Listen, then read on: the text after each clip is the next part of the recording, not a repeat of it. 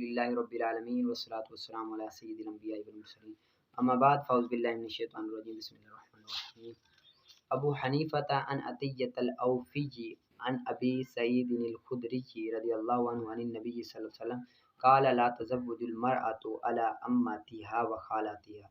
یہاں سے یہ بیان کر رہے ہیں کہ پھپھی یا خالہ کو نکاح میں لانے کی ممانعت،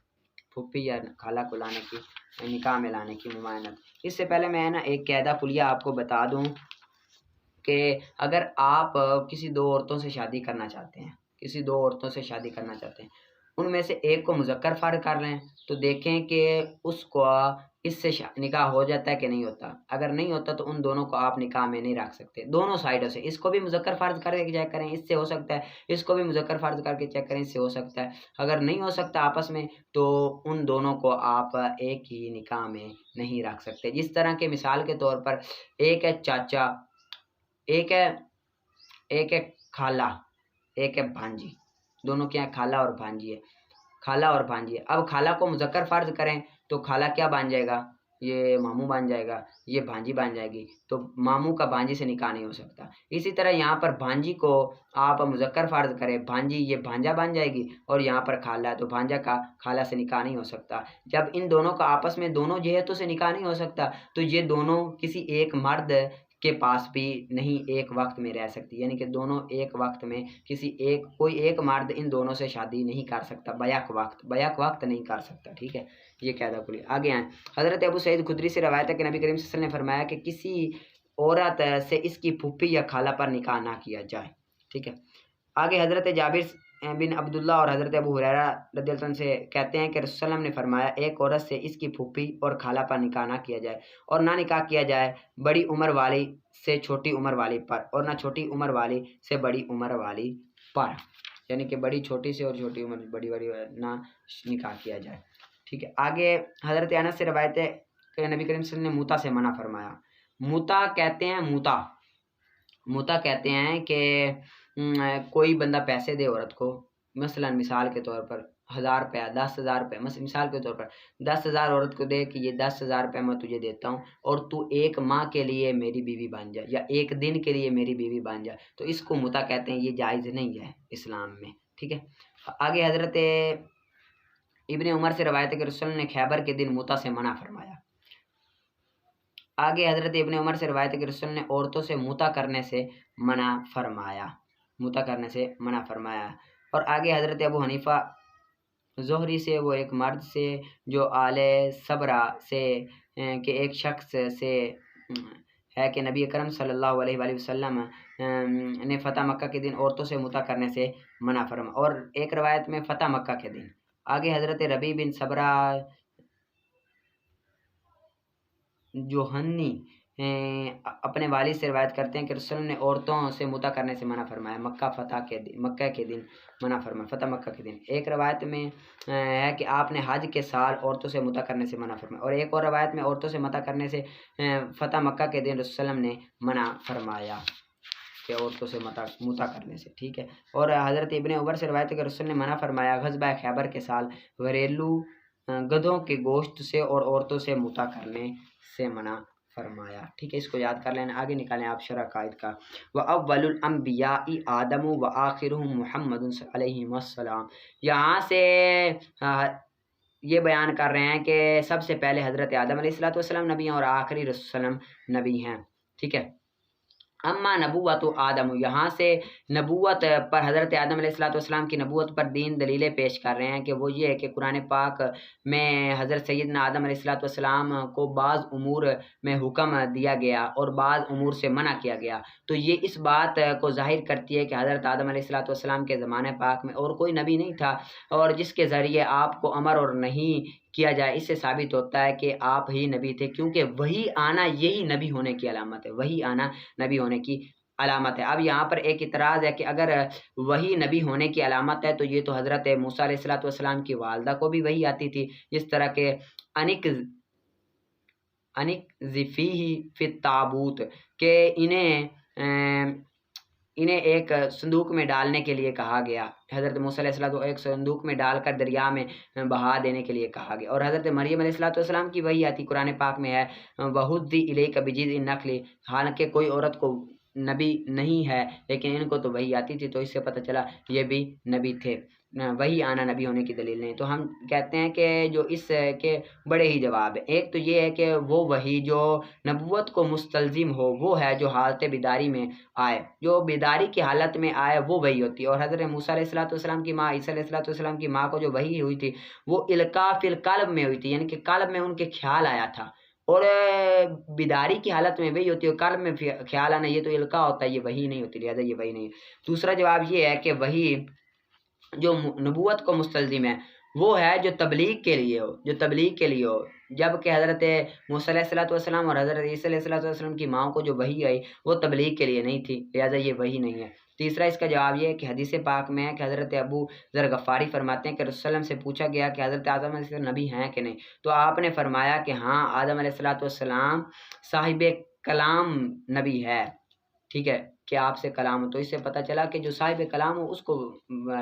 دوسرا نبی نہیں ہوتا۔ آگے وَأَمَّا نَبُوَّةُ محمد علیہ السلام، یہاں سے آقا دو عالم صلی اللہ علیہ وسلم کی نبوت پر دو دلیلیں پیش کر رہے ہیں کہ آپ کے نبوت کی دلیل یہ ہے کہ آپ کے نبوت کا دعویٰ فرمانا یہ سب سے بڑی ہے دلیل ہے، یہ دعویٰ فرمانا یہ تواتر سے ثابت ہے، کیا ہے؟ تواتر سے ثابت ہے۔ اور دلیل نبوت جو پیش فرمائی، دلیل نبوت پیش فرمائی یہ کبرا دلیل ہے، کیا ہے؟ یہ کبرا ہے، اور جو نبوت کا دعویٰ کرے اور اس پر دلیل نبوت بھی پیش کرے تو وہ نبی ہوتا ہے، وہ کیا ہوتا ہے؟ نبی ہوتا ہے۔ پس آپ سلم نبوت کو ثابت فرمایا، اور کبرا پر شارع نے کہ آپ کی کبرا نبوت ہے، وہ شارع نے دو دلیلیں پیش کی۔ ایک تو سب سے بڑی دلیل کلام الہی، یہ قرآن پاک ہے، یہ سب سے بڑی دلیل ہے کہ لوگوں کے سامنے پیش کر دیا گیا، لوگوں کو کہا گیا کہ اس کی مثل ایک صورت لے آؤ، اگر ایک صورت نے ایک آیت لے آؤ۔ اب لوگ اتنے فصیح و بلیغ تھے پھر بھی اس کی مثل ایک صورت نہ لے آئے، اس کے جتنا ایک حرف نہ لے آئے، میں تو کہتا ہوں ایک حرف نہ لے آئے، بلکہ اگر حرف بھی لے آتے، ایک آیت بھی لے آتے قرآن کی مثل، تو کبھی جنگیں نہ ہوتی، کبھی جنگ نہ ہوتی، بلکہ اس کی مثل لے آتے رولا ہی ختم ہوتا۔ تو جب اس کی مثل نہ لے آئے، جنگیں ہونا یہ اس کی سب سے بڑی دلیل ہے کہ آپ نبی ہیں۔ اور دوسری اس کی دلیل تو یہ ہے کہ حد تواتر کے ساتھ شامل ہے، یہ بات جزیات ہیں کہ آپ کو پتھر سجدہ کرتے تھے، جانور آپ کو آ کر شکایت کرتے تھے، آپ کے ہاتھوں سے پانی کے چشمے نکلے، صحابہ کرام نے سیر کیا، حضرت علی رضی اللہ تعالیٰ عنہ بہادر بن گئے، شجاعت ملی، یہ تو جزوی فضیلت ہے، لیکن جو آپ کی دلائل ہیں یہ آپ کی سخاوت ہے، آپ کی سخاوت حد تواتر کے ثابت ہے، جس طرح کہ حد یہ حاتم طائی کی سخاوت کے واقعات، ہر واقعات یہ خبر واحد ہے، لیکن ہر واقعہ کی دلیل شجاعت ہونے پر دلیل ہے، لیکن رسول صلی اللہ علیہ وسلم کی جو دلیل ہے یہ سخاوت ہے، یہ حد تواتر کا ثابت ہے، اس سے پتہ چلا کہ آپ نبی ہیں۔ ٹھیک ہے، آگے ترجمہ کرتے ہیں۔ وَأَوَّلُ الْأَنْبِيَاءِ، اور انبیاء میں سب سے پہلے آدم علیہ السلام اور سب سے آخر رسول صلی اللہ علیہ وسلم ہیں۔ بہرحال آدم علیہ السلام کی نبوت تو اس کتاب سے ثابت ہے جو دلالت کرتی ہے اس بات پر کہ ان کو حکم کیا گیا اور منع کیا گیا اس بات کے یقین ہونے کے باوجود کہ ان کے زمانے میں کوئی دوسرا نبی نہیں تھا، تو یہ وحی کے ذریعے سے ہے نہ کہ غیر کے، وحی کے ذریعے سے ہوتا ہے، غیر سے نہیں ہوتا۔ کہ آقا دو عالم صلی اللہ علیہ وسلم نے اللہ تعالیٰ کے کلام کو ظاہر کیا اور اس کے ذریعے بلغاء کو چیلنج دے دیا، ان کے کمال بلاغت کے باوجود تو وہ ایک چھوٹی صورت کے ساتھ معاوضہ کرنے سے عاجز رہے، ان پر ان کے حریص ہونے کے باوجود، یہاں تک کہ انہوں نے اپنی جانوں کو خطرے میں ڈال دیا اور حروف کے مقابلے یعنی قرآن پاک لانے کے بجائے تلواروں کے ساتھ مقابلے پر آ گئے، اور منقول نہیں ان میں سے کسی سے اسباب کے پورا ہونے کے باوجود کسی ایسی چیز کو لانا جو قرآن کی مماثل ہو، تو یہ یقینی طور پر اس بات پر دلالت کرتی ہے کہ قرآن کریم اللہ تعالیٰ کی طرف سے ہے، اور اسی سے نبی کریم صلی اللہ علیہ وسلم کے دعوے کا صدق معلوم ہو گیا، ایسے علم عادی کے ساتھ جس میں احتمالات عقلیہ میں سے کچھ بھی مخل نہیں ہے، جیسا کہ تمام علوم عادیہ کی یہی پہچان ہوتی ہے۔ اور ان دونوں میں سے دوسرا طریقہ یہ ہے کہ آپ سے ایسے امور جو خارق عادت ہے اتنے منقول ہیں کہ ان کا یعنی ظہور معجزے کا قدر مشترک حد تواتر کو پہنچا ہوا ہے، اگرچہ ان کی تفصیلات جزیات خبر احاد میں ہے، جیسے حضرت علی رضی اللہ عنہ کی شجاعت اور حاتم کی سخاوت، اور یہ امور کتب سیر میں مذکور ہیں، بڑی بڑی کتابوں میں یہ ہیں مذکور، ٹھیک ہے، یہ کہ آپ کے نبی ہونے پر دلیل، ٹھیک ہے، اس کو یاد کر لینا۔ آگے نکالیں آپ اصول الشاشی کا فصل فی وجوہ البیان البیانی علی سبعۃ انزاء، بیان تقریری و بیان تفسیری، یہاں سے بیان کی اقسام سبع بیان کر رہے ہیں کہ بیان کی 7 قسمیں، ایک تقریر، دوسری تفسیر، تغییر، ضرورت، بیان حال، بیان عطف، بیان تعدیل، ہر ایک کا بیان آئے گا۔ فصل فی وجوہ البیان علی سبعۃ انزاء، یہ فصل بیان کے طریقوں میں سے ہے، بیان 7 قسموں پر ہے، بیان تقریر، بیان تفسیر، بیان تغییر، بیان ضرورت، بیان حال، بیان عطف اور بیان تبدیل۔ بہر الاول، اب یہاں پر بیان تقریر کی تعریف کر رہے ہیں کہ بہر الاول وہ یہ ہے کہ لفظ کے معنی ظاہر ہوں لیکن اس کے غیر کا احتمال رکھتا ہو، پس متکلم نے بیان کر دیا کہ میری مراد وہی ہے جو ظاہر ہے، پس متکلم کے بیان سے ظاہر کا حکم مؤکد ہو جائے گا۔ یعنی کہ مطلب یہ ہے کہ متکلم نے ایک لفظ بولا جس کی مراد ظاہر تھی لیکن غیر کا احتمال تھا، کہ ممکن ہے کہ متکلم نے کوئی اور معنی مراد لے لیا، پھر متکلم نے خود ہی آگے سے بتا دیا کہ لفظ جو میں نے ذکر کر دیا ہے اس کا معنی یہ ہے، اس کو بیان تقریر کہتے ہیں۔ مطلب یہ ہے کہ ایک آدمی تھا، اس نے ایک لفظ بیان کیا، اس کا معنی تو پتہ تھا سب کو لیکن وہ غیر کا احتمال بھی رکھتا تھا کہ ہو سکتا ہے اس کا یہ معنی نہ ہو، کوئی اور ہو، ٹھیک ہے۔ اب متکلم نے آگے تھوڑی دیر بعد خود ہی بتا دیا کہ میری مراد یہ ہے، تو اس کو کیا کہتے ہیں؟ بیان تقریر کہتے ہیں۔ مثال ہو اذا قال لفلان، یہاں سے اس کی دلیل دے رہے ہیں کہ جب مثال کے طور پر جب کسی شخص نے کہا کہ واسطے فلاں کے مجھ پر گندم کی بوری ہے، اب گندم کی بوری کا اقرار ہے جس شہر میں کیا تو وہی معنی ظاہر ہے کہ اسی شہر کی گندم کی بوری ہوگی، یعنی کہ اس شہر میں جو گندم کی بوری جو ہوتی ہے وہی ہوگی، لیکن احتمال ہے ہو سکتا ہے کسی اور شہر کی بوری ہو، لیکن آگے اس نے کہہ دیا بی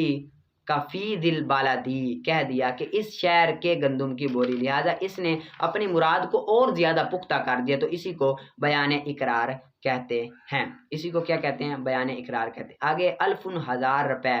الف 1000، کس نے کہا کہ الف 1000 روپے؟ اب اس کا مطلب یہ ہے جس شہر میں کھڑا ہو اس نے اقرار کیا ہو کہ اسی شہر کے 1000 روپے، لیکن احتمال رکھتا ہے کہ کسی اور شہر کے ہو، کہ سعودیہ کے ہوں،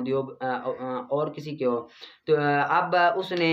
جب یہ کہا من نقد البلدی کہہ کر پختہ کر دیا کہ اسی شہر کے 1000 روپے، اس کو بیان تقریر کہتے ہیں۔ آگے وَكَذَلِكَ لَوْ كَانَ لِفُلَانٍ، اسی طرح کسی شخص نے کہا کہ واسطے فلاں کہ میرے پاس 1000 روپے ہیں، اب کلمہ اندی امانت کے لیے آتا ہے لیکن احتمال ہے کہ چوری کے ہوں، غصب کے ہو، تو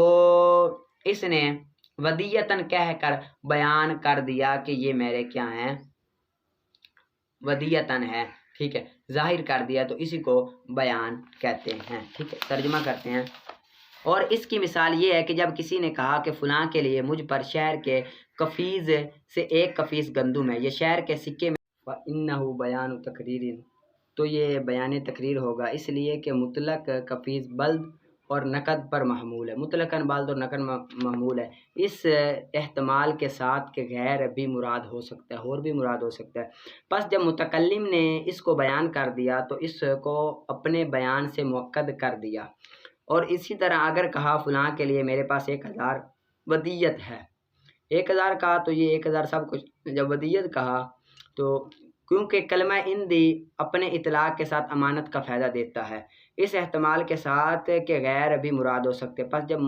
متکلم نے ودیتاً کہا تو اس نے اپنے بیان کے ظاہر کے حکم کو مؤکد کر دیا کہ یہ اور کوئی نہیں بلکہ کیا ہے؟ ودیتاً ہے، ٹھیک ہے۔ اس کو آپ نے اچھی طرح سے یاد کر لینا، محنت کر کے آگے آپ نکالیں ہدایہ شریف کا۔ وَالْقَهْقَةُ فِي كُلِّ صَلَاةٍ ذَاتِ رُكُوعٍ وَسُجُودٍ، اور کہہ ہر رکوع اور سجود والی نماز میں، یہ ناقض وضو ہے، وضو کو توڑنے والا ہے، کہہ بندہ مارے وضو ٹوٹ جاتا ہے۔ قیاس وہ نہیں تقاضا کرتا، قیاس تو یہ کہتا ہے کہ وضو نہیں ٹوٹتا، اور یہی قول امام شافعی کا ہے، امام شافعی کا یہی قول ہے، کیونکہ وہ کہتے ہیں یہ نہیں ہے خارج نجس، یہ نجس کو خارج کرنے والا نہیں، کیونکہ جو نجس کو خارج کرنے والا ہو تو اس سے وضو ٹوٹتا ہے، تو یہ کہا نجس کو خارج کرنے والا نہیں، اسی وجہ سے نہیں ٹوٹتا۔ آگے ولہذا سے ایک اور دلیل دیتے ہیں، اور اسی وجہ سے نہیں ہوتا حدث نماز جنازہ میں اور سجدہ تلاوت میں اور خارج نماز میں، یعنی کہ کہتے ہیں کہ اگر بندہ نماز جنازہ پڑھ رہا ہو، ہنس پڑے تو وضو نہیں ٹوٹتا، سجدہ کر رہا ہو، سجدہ تلاوت ہو والی سجدہ ہو تو اس میں وضو نہیں ٹوٹتا، نماز کے علاوہ بندہ ہنس پڑے تو وضو نہیں ٹوٹتا، تو لہٰذا وہ قیاس کرتے ہیں اسی پر کہ نماز میں بھی وضو نہیں ٹوٹتا۔ ہمارے لیے رسول اللہ کا قول، رسول اللہ نے فرمایا الا من ضحک، خبردار جو شخص ہنسے تم میں سے کہہ کے ساتھ، ولی یعید، بس چاہیے کہ وہ اعادہ کرے وضو کا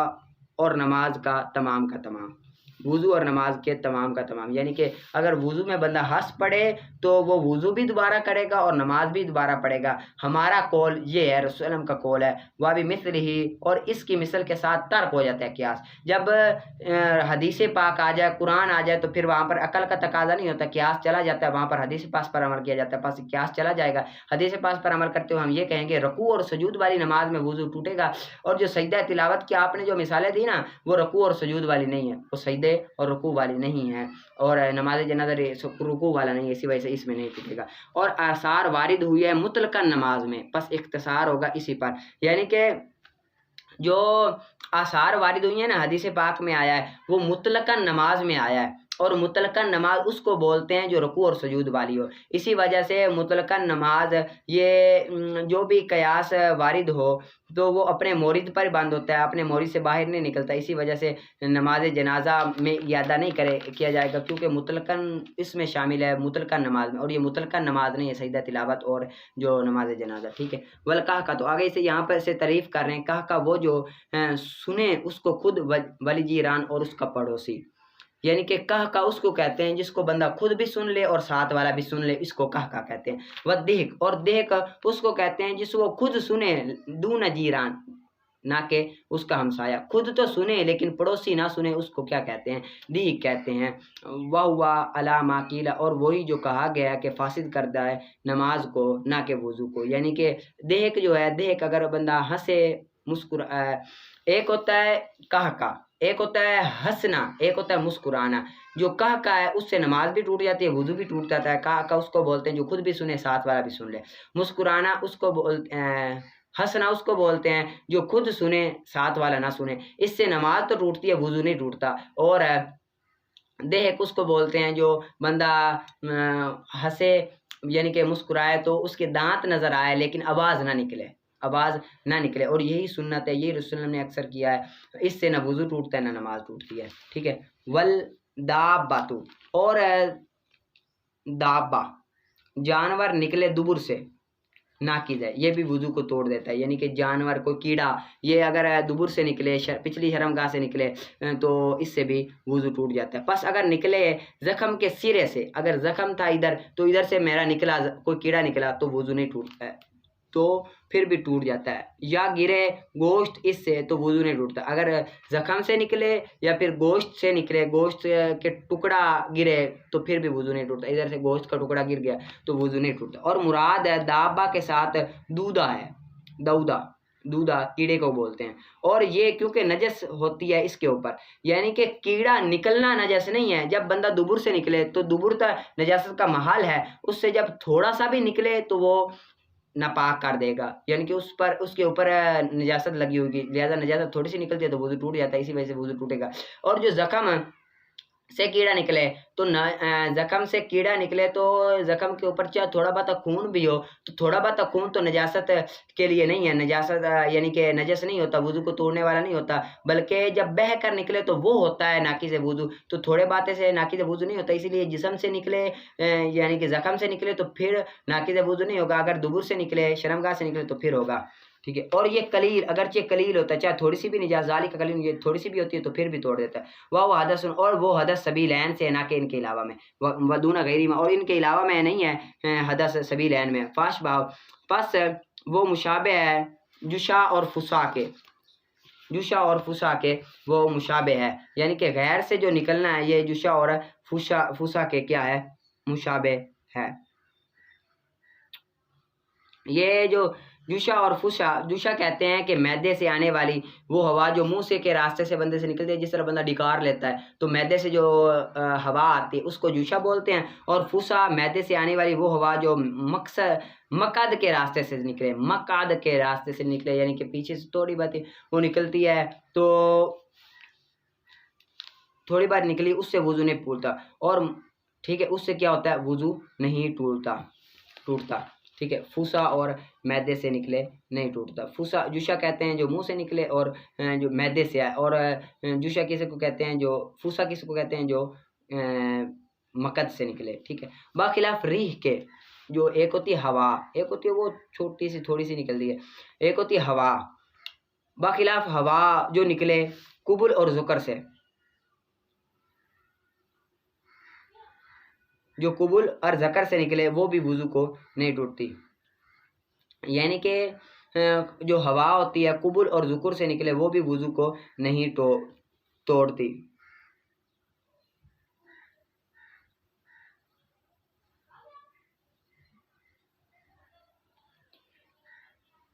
قبول کہتے ہیں عورت کی اگلی شرمگاہ کو، ذکر کہتے ہیں مرد کی اگلی شرمگاہ کو، تو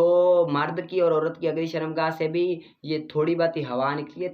ترتراہٹ سی محسوس ہوتی ہے، ترتراہٹ سے، تو اس سے بھی وضو نہیں ٹوٹتا، لہذا کیونکہ نہیں اٹھتی وہ نجاست کے محل سے، وہ نجاست کے محل سے نہیں آتی نا، قبول اور ذکر سے جو ہوا آتی ہے وہ نجاست کے محل سے نہیں آتی، اسی وجہ سے اس سے وضو نہیں ٹوٹتا۔ حتی لو کانت المرأۃ، اگر ہو عورت مفدہ تو مستحب ہے اس کے لیے وضو کرنا۔ مفدہ اس کو عورت کو کہتے ہیں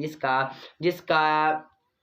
وہ عورت ہے جس کے پیشان اور پخانے کے راستے کا درمیانی جو پردہ ہو، پیشاب اور پسانے کے راستے کا جو درمیانی پردہ ہو وہ اگر پھٹ گیا عورت کا، تو اگر پھر قبول سے ہوا نکلے تو اس کے لیے مستحب ہے کہ وہ وضو کر لے، کیونکہ ہو سکتا ہے وہ آئی پچھلی شرمگاہ سے ہو لیکن آئی اگلی شرمگاہ سے جائے، تو اسی وجہ سے اس کے لیے تو چاہیے کہ وہ وضو کر لے، مستحب ہے ٹھیک ہے، کیونکہ اس کا وہ جو پردہ ہوتا ہے دونوں شرمگاہوں کا وہ پھٹ چکا ہوتا ہے، اسی لیے پتہ نہیں چلتا، تو نہ پتہ لگنے کی وجہ سے وضو کرنا مستحب ہے۔ احتمال خروج من دبر، اس کا نکلنے کا احتمال دبر سے اس کے نکلنے کے احتمال کی وجہ سے، یعنی کہ احتمال ہے کہ ہو سکتا ہے دبر سے نکلے، اسی وجہ سے اس کو چاہیے کہ وہ کیا کر لے ٹھیک ہے۔ پس اگر چھلکا اتارا،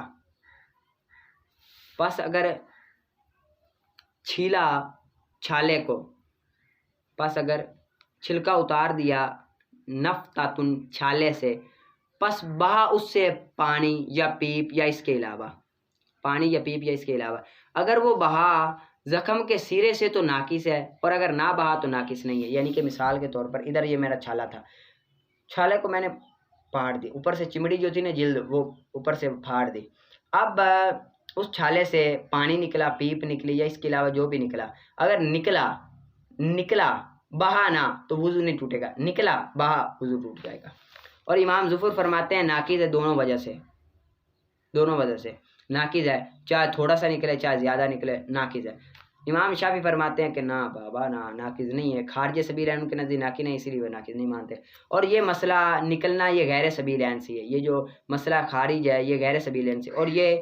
تمام کا تمام نجاست ہے، یہ جملہ تمام کا تمام نجاست ہے غیر سبیل عین سے۔ کیوں نجاست ہوتا ہے؟ کیونکہ خون پکتا ہے،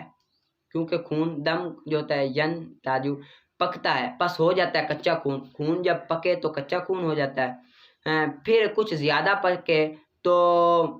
پھر کچھ خون جو ہے سب سے پہلے تو کیا ہوتا ہے پکتا ہے سب سے پہلے، پھر کچا خون بن جاتا ہے، پھر مزید پکتا ہے تو پیپ بن جاتا ہے، نج جان کہتے ہیں، پیپ بن جاتا ہے،